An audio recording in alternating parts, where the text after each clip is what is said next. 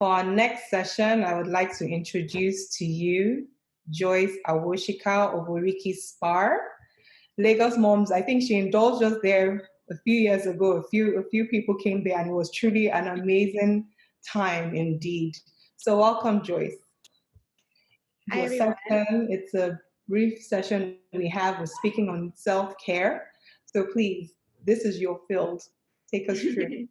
Thank you so much, Tanya. It's a pleasure to be here, everyone. I have had the privilege of listening into the last 3 sessions, and it's been fantastic. It's been amazing. Congratulations to LagosMums and to Yeti on 7 years.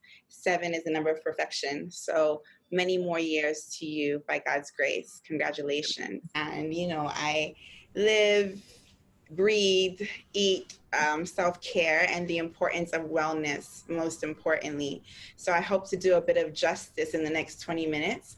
I do want to let you know that if you hold tight and listen in, we will be giving away some things. We're sponsoring this section. Our Oriki group is sponsoring the segment, and we love to give away a few packages, spa sessions, to a few people located in Lagos. So please do listen. I will allow LagosMums to choose one of them, and then for one of them, I will also be doing a giveaway.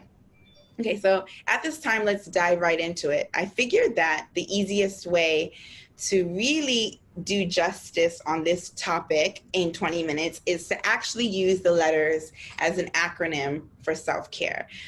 First and foremost, we've been speaking about our role as parents all morning, all afternoon, and it's one of the most important roles that we have for those of us who are. But yet, we need to realize that without taking proper care of ourselves, we can't be the best parents that we can actually be. And so a lot of times people say, oh, this whole self-care discussion is quite overrated. It's hard to do. It's easier said than done. I get it. I've been there. I've been in that boat. I'm still trying to find time to get proper 8 hours of sleep a night. But it's really, really important, and we need to prioritize it. It's all about being intentional and being deliberate. I'm sure as moms, we've heard the statement that if we're not taking care of ourselves, how can we take care of others? It's really, really a true statement. When you're your best, you can actually be your best for others. So I just want to start off by just saying that self-care in general, what it does is it encourages you to maintain a healthy relationship with yourself so that you can transmit those good feelings to others. Our children, our spouses, our colleagues, our staff, all across the board. It's really, really important to be intentional about the relationship you have with yourself. It's a very important relationship to have, and you have to prioritize it. So let's get right into it, starting with the letter S, okay? So self-care. Why is self-care important? It helps you with stress management. Okay, S is the first letter. Stress management is the first phrase I want to talk about.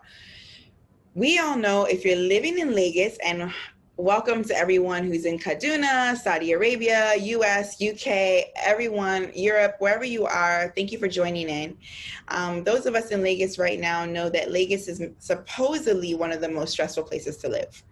And it shows in our numbers, our life rate, and all types of things. So it's important to be very deliberate about taking a stress management approach to your life, right? So taking a deliberate break, indulging yourself. How are there ways to do it at home, right? If you can, take a bubble bath, soak yourself in some essential oils, have some me time, have some quiet time. Of course, I'm going to mention, have a spa session. And I know that it may not be, it may be all about budget sometimes, what you can choose to do, but you can actually budget for it. And plus, Oriki in itself is very affordable, but you can budget, for a spa session or a spa session at home, or even find ways to give yourself a spa-like feel inside your home. Stress management is a very, very critical thing. And I want you guys to think about the stressors in your life and how you can approach handling them. Sometimes you just need me time, especially as a parent. You're working on taking care of other ones, and they are reliant upon you. It can be very, very, very stressful. So it's very key to ensure that you are being deliberate about taking a break, right? So the next letter in self-care is E. Eat well. eating well. I listened to some of the previous panelists and they spoke about food. I know one of the panelists spoke about a child who had been eating nothing but bread and no greens. I mean, how many of us know that your relationship with food is all about balance? It's very, very important to have a very good relationship with food. Are you eating enough of your fruits and veggies? Do you realize the importance of having different colors in your diet? You know, do you have your greens? Do you have your reds? Do you have your orange? What are you ensuring that you're eating a balanced diet? And are you cutting out processed foods as much as possible? It's not about depriving yourself when you think about self-care. It's not about saying that I can't do this, I can't have that, I can't have a cheat meal, I can't have something that's extremely yummy. It's all again about balance. And why is this important? Because your diet contributes to how you feel emotionally. So oftentimes stress can come from how you're eating. You've heard of the term stress eating as well. You can be stressed, you can eat poorly. One of the things that I do, one of the tools that I use personally is a meal plan. My children are a bit younger than I believe Gen Z, if I'm correct. They're very young, and I have a meal plan for them. So I thought to myself, why not have one for myself so that I can at least see what I'm eating in a week? Do I have my fish? Do I have my poultry? Do I have my greens? And it was phenomenal because I noticed that it made a big difference on how I felt. Self-care, again, remember, is putting yourself in the driver's seat, ensuring that you are being intentional about how you feel and your relationship with yourself. So if I move on to L. This is an important one. Leverage help from others. Leverage help from others. A lot of us are super moms, super women. You know, everyone relies upon us. We're juggling so many different demands, and it comes with the nature of the game. But a wise person and a wise woman is someone who's going to leverage help from others when possible, when you realize that you can't do it all. So what does that look like? You can outsource whatever you can. And I always say that you can outsource according to your budget and outsource to those who are willing to help you for free as well. So if you have a spouse in the home that can take on a responsibility for you, if you can actually bring on some staff in the house that can make life a bit easier for you. If you are working, employed, and you need to, for example, share some of the responsibilities that are given to you with other team members, or if you're an entrepreneur, for example, and you are managing staff, have you delegated? Have you outsourced? Have you required that they give their best and require that they live up to your expectations and the responsibilities that have been given to them? Do they have key performance indicators? It's really, really important because some of the things that happens is burnout. Burnout is really, really real. And oftentimes, of course, whenever you see someone who's experienced burnout, you know that self-care has been compromised. So leveraging help from others is important. And I want you to imagine and think right now about where in your life could you outsource? Where in your life could you speak up and share? And besides running Oriki, which I didn't say in the beginning, our vision really is to democratize wellness. And one of the things I've seen, which is quite interesting, it's been a case study for me during this pandemic, is that when the lockdown eased up and when we started getting a bit more into the day-to-day routine that existed before, I noticed that we had an increase in demand for spa services. And I wondered, this is interesting because technically our industry should be most hit. It's the industry that requires touch and proximity. But lo and behold, the demand increased. And I started seeing a pattern of people not only engaging us for spa services and spa and home services, but also booking in advance. So basically saying, I want this same service 2 weeks from now. I want it every Wednesday. I want it once a month. And so it's become a part of people's life. And that's actually the vision of Oriki.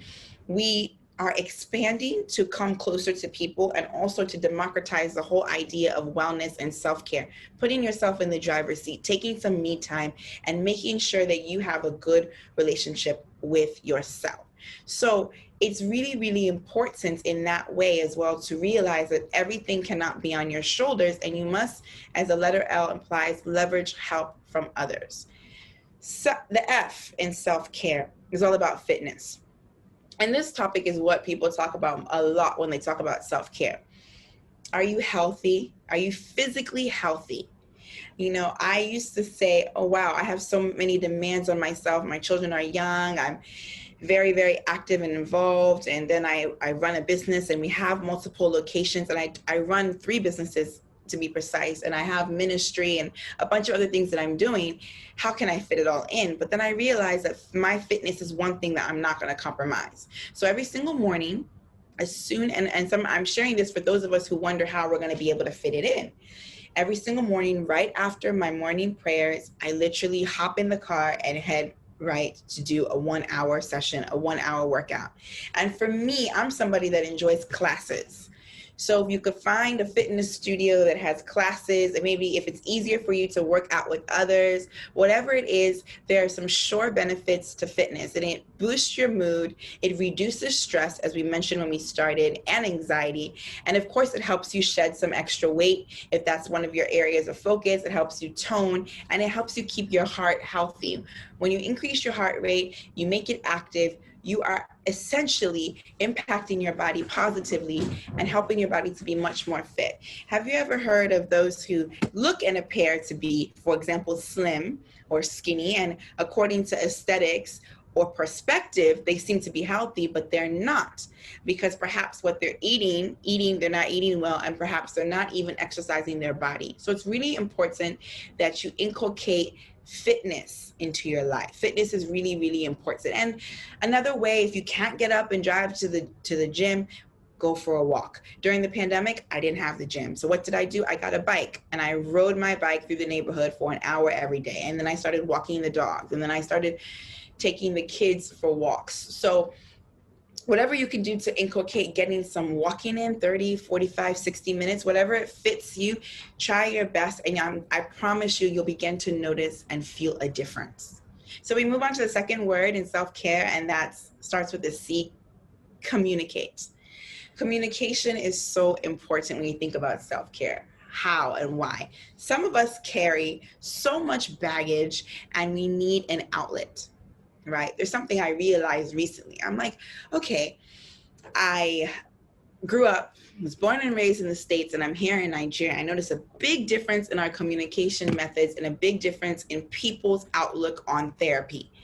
Having an outlet to speak to someone. Here, it seems almost like a taboo sometimes. It's stigmatized.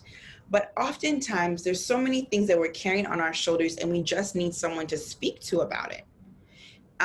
We need a release. We need to be able to open up and talk about the things that are plaguing us. And it sometimes is the deal breaker. It's sometimes the thing that can be the catalyst to really, really changing the way you feel, which is what self-care is all about. Your relationship with yourself, your emotions, your mood, just being able to talk and dump it out. So I really encourage, those of you listening to assess where you are and see if you need an outlet. Maybe it's not even therapy. It could be counseling. It could even be just someone that that you want to share some things, how you feel, and be open, or things that are bothering you. But whatever it is, we're not built to just keep everything inside of us. And also communicate. For me, my communication is also with God daily, as my Father. Communicating and sharing what's on my heart, and having that two-way communication with him has been a life changer for me. So I encourage you to communicate. And again, as you're listening to these different tips for self-care, please keep in mind that take what connects with you most. You may not be able to do it all. It's all about baby steps. It's all about the intentionality. A funny story about me, we will be 5 years old this month on October 25th. And there was a time when I wasn't having any spa services. I owned the spa, but I kept saying I have no time. When I'm at work, I don't have any time to do a spa service. And then when I'm not at work, I'm busy with my family, busy with ministry. I thought to myself one day, Joycee, this is actually absurd. You have the ability, and you're not taking advantage of it. So for me, that was my low-hanging fruit. What is your low-hanging fruit? What can help you begin to prioritize yourself and be intentional? So the A in care is for affirmations. My. How have affirmations changed my life? Well, I'm sure you've heard that, what you speak is really powerful. Words are very powerful. What you say is what you manifest. It's important to know that your words carry weight. So you need to create your ideal state of well-being through your words. Words are important, right? Simple affirmations you can start with. You can put your affirmations on your mirror in your bathroom and repeat them every morning. You could put them in your journal that you open. If you journal and you open daily, you can put them on your computer background screen. What are affirmations? Just positive declarations about who you are, how you feel, what you're going to become, what you're going to achieve. And you can start very simple. I will practice self-kindness. Life is beautiful. I care for myself. Each day is filled with joy. Just create affirmations for yourself and repeat these things daily. There are different words for affirmations, declarations, decrees, whatever they are. They've been game changing for me. I really picked it up more during the pandemic, and I can't explain how different I felt daily. I did a 90-day challenge where I said affirmations each day and compiled them. And I covered them by areas of my life, affirmations for my family, my well-being, my health, my finances, my business, my ministry, everything. And I began to declare and speak those things into existence. So it's really important to go out and say affirmations daily to yourself and encourage, because the words that you speak will be ultimately what you create. It's what you're going to create through your words. Now the R in care is all about relax, relaxation. Relax, relax, relax. As you're listening to me, take a deep breath. Relax. Literally, I mean relax. And what can you do daily, or if that's too much to think about, weekly? What time of day can you carve out for yourself to just relax? One of the ways that I relax is I put my AirPods in my ears, put some worship music on, and I lay down. And I just let my mind take me, get lost in the words, and I chill. Sometimes it's also reading a book. But you know, to everyone, relaxation is very different, because it needs to be something in which you can kind of unplug for a bit, right? And you need to identify when you can do it, you know? So I also started realizing that on the first day of every month, I wanted to spend some time being deliberate about thinking about the next month that I was in, relaxing, having some me time, whatever it is. Figure out a way to be intentional and deliberate about carving out that time in your schedule to indulge. I mentioned bubble bath earlier as creating a spot in your home. Bubble bath, or in the evening when the kids go to sleep, you know, can you get some me time and think? Whatever it may be, it's important to remember that relaxation is an important part of self-care. And lastly, on the self-care bit for the letter E is elimination. Now, this is a really good one for me. Besides Oriki, I wear another hat. I run a business called SOAR. And SOAR is all about empowering enterprising moms and entrepreneurs to be able to scale and structure their life and basically build a life of their dreams, to live prison free, right? To be able to have liberty because they have put so much structure in place. A key core component of that is elimination. So I, Joycee, personally believe in the power of using elimination. Whatever no longer serves you and whatever doesn't feed you, whatever doesn't nourish you, eliminate it. It's the same way that our body needs to detox from time to time. You know, we need to clear and rid our body from toxins, things that are not good for us. It's the same way that we need to be able to eliminate things in our lives that we don't need to be bothered doing. And it cuts across different parts. So even in my business, for example, it's quite important to me to eliminate workload that doesn't belong to me and delegate it to those who are. So if you notice that if your time and your energy is going into efforts that don't get you into your top 80% of results, then you want to flip it and focus on the 20% and eliminate the rest. And I'll leave you with these last words. You know, in my SOAR, in my consultancy, one of our mantras is to be able to achieve more with less effort. And that's all about, again, eliminating. So ladies and gentlemen who've listened to me, I want you to remember that self-care is about intentionality. You may not be able to do this all on your own. All at one time, rather. But pick out the things that are most important to you, that are the low-hanging fruits, and begin to do it. And for everyone listening, for anyone who's able to say the SELF, SELFCARE, in the comments, in the chat, by email, you'll be one of the people to win a spa package at one of our Ariki locations. So thank you so much for having me. Thank you so much, Joycee. That was a really interesting session, brief but straight to the point. And I love the way you've broken down the self-care. Most times when people think of self-care or spas, they think, you know, it has to be a massage or manicure, pedicure, or beauty, which is good. But I love the fact you talked about affirmations, relaxation, eliminating negative things, and speaking about SOAR as well. And I heard you speak a few times about your ministry, you know, loving yourself, fitness, stress management, and everything. So that was really, really very insightful. Thank you so much for your time. And thank you too for the giveaways that